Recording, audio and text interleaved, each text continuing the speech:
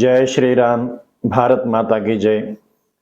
ముందుగా ఈ junior artist ఏం మాట్లాడుతున్నాడో వినండి. అది రిజర్వేషన్ తీసేయాలంటే ఒక దళితుడిగా డిమాండ్ నాది. ఏమిటిదంటే 1000 ఎకరాలు 100 ఎకరాల భూములు ఉన్నోళ్ళు భూములు మొత్తం దళితులకు వంచండి.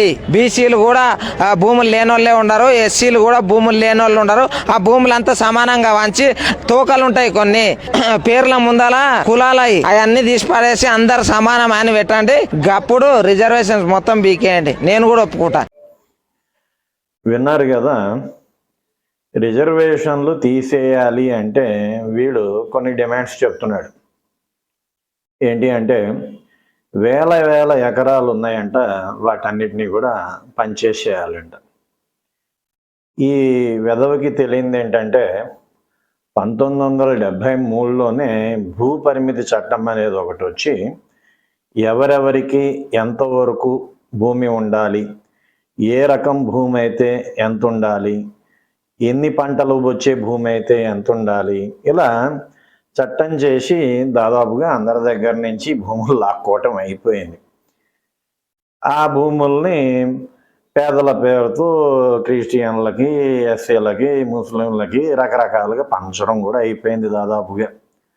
అవి జాలదన్నట్టు ఇప్పుడు దేవాదాయ శాఖ ఏదైతే ఉందో ఆ శాఖకు సంబంధించిన భూముల్ని ₹1 కొని అవి కూడా పంచే ప్రయత్నం జగన్ ఉన్న టైంలో కూడా జరిగింది. ఆ నోటిఫికేషన్స్ వస్తే హిందూ బంధువులందరూ పోరాటం చేయడం వల్ల కొన్ని ఆగినాయి.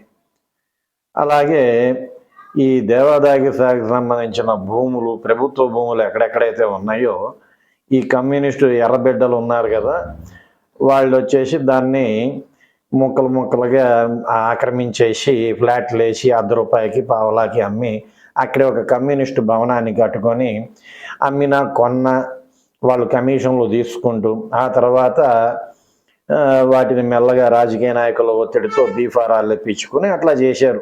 అది దాదాపుగా ప్రతి ఊర్లోనూ అలాంటి కాలనీలు చాలా ఉన్నాయి. పోనీ ఆ బీఫారాలు ఏమన్నా పర్మనెంట్గా ఉంచుకొని చేస్తారా అంటే లేదు. వీళ్ళు క్వార్టర్కి 50కి మందు కోసం అవన్నీ వేరే వాళ్ళకి అమ్ముకుంటారు. అమ్మకూడదు, కొనకూడదు అని రాసున్నా కూడా ఎవరు మధ్యతరగతి వాళ్ళు అవి కొనుక్కుంటారు. ఆ తర్వాత వాటిని మళ్ళీ రాజకీయ నాయకులు ఒత్తిడి చేసి దాని మీద రెగ్యులరైజ్ చేయించుకుంటారు. ఇది ప్రొసీజర్. అంటే ఈ వెధవకి భూ పరిమితి చట్టం అనేది ఒకటి ఉందని, వాటిని అమలు చేసే ప్రయత్నంలో భూములు లాక్కున్నారని, వాటిని పంచారని ఇది తెలియదు. ఎందుకు తెలియదు అంటే వీళ్ళ బాబుల టైంలోనే ఆటోమేటిక్గా ఆ భూముల్లో పంపకాలు జరిగిపోయండి. వీళ్ళు అమ్ముకొని దొబ్బు ఉంటారు వీళ్ళ బాబులు వాళ్ళు. ఒకటి. 2, ఆస్తులు పంచండి అంటారు. విచిత్రం ఏంటంటే ఈ ఎస్సీ రిజర్వేషన్స్ ఏవైతే ఉన్నాయో అందులో కానీ బీసీ రిజర్వేషన్స్లో కానీ క్రిమీ లేయర్ అనేది ఒకటి ఉంటుంది. అంటే వీడు ఆల్రెడీ రిజర్వేషన్ వాడుకొని బాగుపడ్డాడు. అరే ఎటు నువ్వు బాగుపడ్డావు కదా, నువ్వు కొద్దిగా ఆ రిజర్వేషన్ వదులుకుంటే నీ జాతిలోనే నీ కేటగిరీలోనే ఉన్న వాళ్ళు ఇంకోళ్ళు ఉపయోగించుకుంటారా అంటే అమ్మా నేనెందుకు ఇస్తాను అని చెప్పి ఈ ఎదవలు రిజర్వేషన్ వదులుకోరు. అంటే వీళ్ళ జాతిలో ఉన్న వాళ్ళు బాగుపడటానికి వీళ్ళే రిజర్వేషన్ని త్యాగం చేయలేరు. భూ పరిమితి చట్టం అయిపోయి రూపాయి పోగేసి కష్టపడి పోగేసుకున్న ఆస్తుల్ని ఈ తాగుబోతు ఎదవలకి వీళ్ళందరికీ పంచాలంట. అందులో అంతకుముందు కూడా వీడియో చేశాను. అందులో ఉన్నతం అంటాడు కమ్యూనిజం సామ్యవాదం అంటే ఏంటంటే 10 మందిని నుంచో పెడితే ఒకటికి కడియం ఉంటుంది, మిగతా వాళ్ళకు ఉండదు. నీ ఒక్కడికే ఉంది కాబట్టి దీన్ని అమ్మేసి మిగతా వాళ్ళకు కూడా పంచాలరా అంటే ఏంది, కష్టపడి కొనుక్కున్న ఈ కడియాన్ని తాగుబోతు ఎదవలందరికీ పంచాలా అంటాడనమాట. అదేదో ప్రజాస్వామ్యం ఏదో సినిమాలో ఉంది, మన రాజ్యము.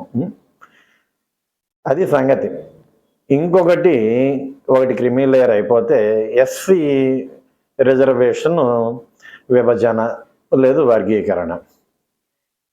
అరే ఎస్సీలలో కూడా కొంతమంది మాత్రమే, కొన్ని కులాలు మాత్రమే, ముఖ్యంగా ఒక వర్గం మాత్రమే ఎక్కువ రిజర్వేషన్ అనుభవిస్తున్నారు. ఎస్సీలలో ఎన్నైతే కులాలు ఉన్నాయో ఆ అన్ని కులాలని 3 భాగాలుగా విభజించి కొన్నిటికి కొంత రిజర్వేషన్ ఇచ్చుకుంటూ పోతే మిగతా వర్గాలు కూడా బాగుపడతాయంటే అమ్మో అట్టట్టిస్తాం అని చెప్పి ఆ వర్గీకరణకు కూడా ఒప్పుకోలేదు చాలామంది.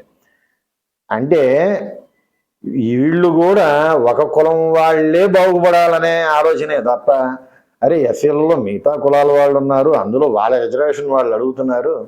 ఇప్పుడు ఆ పూర్ణచంద్రవాడు అనేవాడు ఒకడు ఉన్నాడు, ఐపీఎస్ రిటైర్డ్.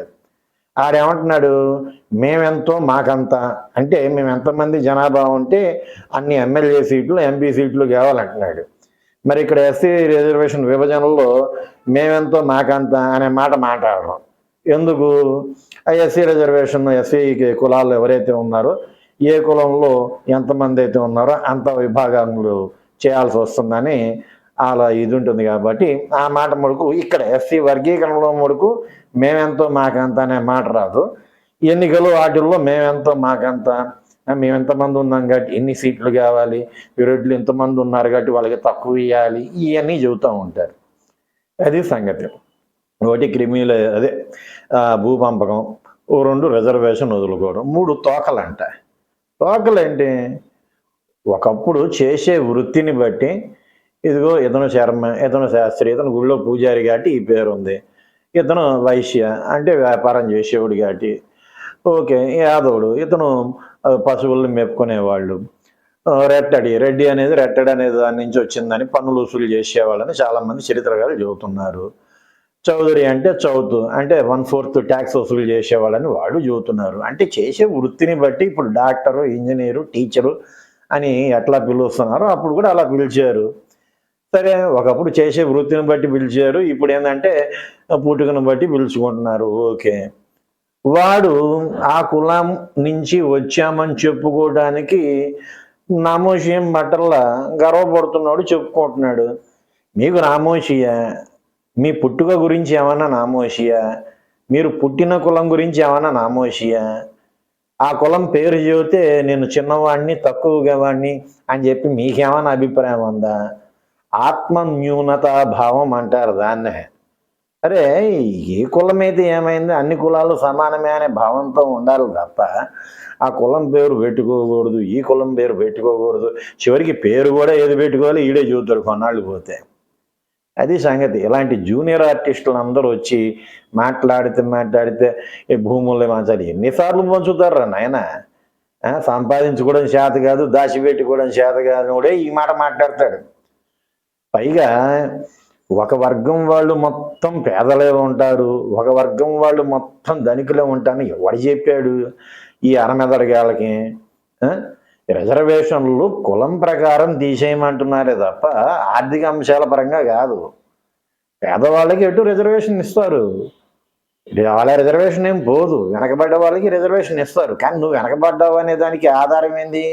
నీ పుట్టుక కాదు, నీ కులం కాదు, నీ ఆదాయం బాగుంది, ఓకే, నువ్వు అభివృద్ధి చెందావు. నీకు ఆదాయం లేదు కాబట్టి నువ్వు వెనకబడి ఉన్నావు. పేదలని అభివృద్ధి చేస్తారు, పేదలకు రిజర్వేషన్ ఉంటుంది, ఆ రిజర్వేషన్ ఏం పోదు. ఇక్కడ కులానికి ఇవ్వకూడదు అంటున్నారు తప్ప పూర్తిగా రిజర్వేషన్లు తీసేయమని ఎవ్వడు చెప్పట్ల. ఆర్థికంగా వెనకబడి ఉన్నారు మీరందరూ, మీ అందరికీ వస్తుంది. అందులో ఆర్థికంగా వెనకబడి లేరు, అభివృద్ధి చెందారు కొంతమంది, వాళ్ళకి పోతుంది. ఆ మాత్రం జ్ఞానం కూడా లేకుండా రిజర్వేషన్లు తీసేయాలి, కుల రిజర్వేషన్లు తీసేయాలి. ఇంకోటి ఏంటంటే మీరు కులాన్ని తీసేయండి, ఆటోమేటిక్గా కులం ఎప్పుడో పోతుంది రిజర్వేషన్ తీసేస్తే. ఇప్పుడు నా చిన్నతనంలో స్కూల్స్లో పుస్తకాలు పంచారు, నాకు ఇవ్వలా, కొంతమందికి ఇచ్చారు. అప్పటిదాకా కులం అంటే ఏందో కూడా తెలియదు ఆ వయసులో. ఈ తర్వాత పెద్దవాళ్ళని ఇంటికి వచ్చి అడిగితే వాళ్ళు వేరే లేరా, అందుకని వాళ్ళకి పుస్తకాలు ఇచ్చారు. మరి మనకి మనకి ఇవ్వరు, మనకి ఆదాయం ఉన్నా ఎవరు, ఆదాయం లేకపోయినా ఎవరు. వాళ్ళు బలానా కులం కాబట్టి వాళ్ళకి డబ్బులు ఉన్నా లేకపోయినా ఇస్తారు. అంటే చిన్నతనం నుండే ఈ పుస్తకాలు పంచే దగ్గర నుంచే, ఇచ్చే దగ్గర నుంచే కులం అనే విషబీజం నాటుతున్నది ఎవరు? ప్రభుత్వాలే కదా. కాబట్టి ఆ కుల రిజర్వేషన్ అనేది తీసేస్తే కులం అనేది ఎవడు చెప్పుడు అసలు అవసరమే లేదు. ఒక్క పెళ్ళిళ్ళ విషయంలో తప్ప కులం అనేది ఎక్కడైనా చూస్తున్నాడు ఎవడైనా? ఎక్కడా చూడల్లా. కొంతమంది వంశాచారాలు ఉంటాయి, ఆ వంశాచారాల ప్రకారం వాళ్ళ పూజలు, వాళ్ళ క్రతువులు వాళ్ళు పాటించుకుంటారు, తప్పేంది? అంటే వాడు ఏ పని చేయాలో, వాడు ఏం చదువుకోవాలో, వాడు ఎలా పూజలు చేయాలో అన్నీ వీళ్ళే డిసైడ్ చేస్తారు ఇంత చివరికి. కాబట్టి కుల రిజర్వేషన్స్ తీసేయాలి. ఆర్థికంగా ఎవరైతే వెనుకబడి ఉన్నారో వాళ్ళకి ఆటోమేటిక్గా రిజర్వేషన్స్ అనేవి దక్కుతాయి. దానివల్ల వచ్చిన నష్టమేం లేదు. ఇక్కడ చెప్పే కదా ఇందాక, క్రిమీ లేయర్ అనేది పాటించి రిజర్వేషన్లు ఉపయోగించుకొని ఎవరైతే అభివృద్ధి చెందారో వాళ్ళు కూడా వాళ్ళ రిజర్వేషన్ వదులుకోవడానికి సిద్ధపడలేదు స్వార్థపరులు. భారత మాజీ రాష్ట్రపతిగా చేసిన ఆయనే వాళ్ళ అమ్మాయి మెడికల్ సీటు కోసం రిజర్వేషన్ ఉపయోగించుకున్న పరిస్థితులు మనయే. ఫ్రీగా వస్తే ఫినాయిల్ తాగే రకాలు కదా. అట్లాగే విభజన, ఎస్సీ విభజన, రిజర్వేషన్ విభజన అది కూడా చేస్తే అన్ని కులాలు, అందులో ఉన్న అన్ని వర్గాల వాళ్ళకు కూడా ఫలాలు అందరికీ సమానంగా అందుతాయి కదా. అవి చేయమంటే ఎందుకు వీళ్ళు నొప్పులు పడిపోతున్నా ఉంటారు, వీళ్ళ ఆస్తులేవో దొబ్బు తింటున్నట్టు. ఇచ్చేదే ఫ్రీ. ఆ ఫ్రీ మీకు కాకుండా, బాగుపడ్డవాడికి కాకుండా బాలేని వాడికి ఇస్తామంటే ఏడుపు. ఫ్రీగా వస్తే ఫినాయిల్ తాగే రకాలు అనేది అందుకే. ఓకే, జై శ్రీరామ్, భారత్ మాతాకి జై.